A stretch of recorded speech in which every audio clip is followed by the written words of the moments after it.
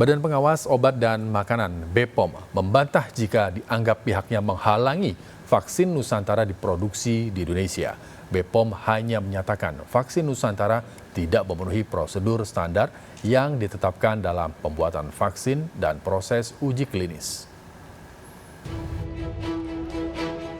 Meski belum mendapat izin dari Badan Pengawas Obat dan Makanan (BPOM), program vaksin Nusantara yang dikembangkan tim yang dipimpin mantan Menteri Kesehatan Dr. Terawan Agus Putranto terus berlanjut. Sejumlah anggota DPR juga mantan Panglima TNI telah menjalani program vaksin Nusantara di Rumah Sakit Pusat Angkatan Darat Gatot Subroto, Jakarta Pusat. Mendukung vaksin produksi dalam negeri menjadi alasan anggota DPR bersedia menerima vaksin Nusantara. Ini semua ini diambil darahnya, diuji ini. Bagi yang memenuhi syarat itu, dia masuk uji klinis tahap 2. Bagi yang tidak memenuhi syarat itu, berarti itu pengobatan pribadinya dia. Jadi hak untuk mendapatkan pengobatan itu adalah hak individual setiap orang, itu hak orang. Tidak ada urusan sama lembaga negara itu. Kalau saya mau sehat, saya mau milih jenis terapi apa saja, itu hak saya. Nah, jadi itu kalau dia tidak memenuhi uji klinis itu dia masuk pada kategori ini. Vaksin Nusantara juga diklaim dapat menjadi solusi bagi pengidap komorbid berat dan orang yang memiliki gejala autoimun.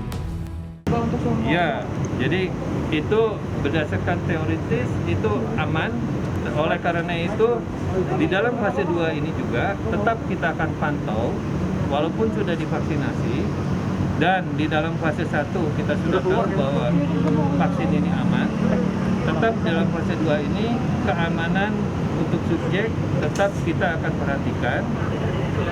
Akan dilakukan follow up selama 60 hari. Penelitian yang dilakukan BPOM menunjukkan tim peneliti vaksin Nusantara didominasi orang asing dan komponen pembuat vaksin sel dendritik yang diperoleh dari komponen impor. BPOM menyatakan tidak pilih kasih dalam memberikan perizinan produksi vaksin di tanah air. Namun proses produksi dan distribusi pembuatan vaksin harus sesuai prosedur. Karena Badan POM tidak akan pernah pilih, tidak pernah pilih kasih. Badan POM akan mendukung apapun bentuk research, apabila sudah siap masuk ke uji klinik itu akan didampingi. Tetap tapi tentu dengan penegakan berbagai standar-standar yang sudah ada. Tadi good laboratory practice sudah ditegakkan. Proof of concept dulu sebetulnya. Proof of concept dulu harus sudah ada, kemudian juga preklinik harusnya sudah dilakukan dulu. Menurut BPOM, hingga tahap uji klinis fase 1, vaksin Nusantara telah bermasalah dan tidak memenuhi standar.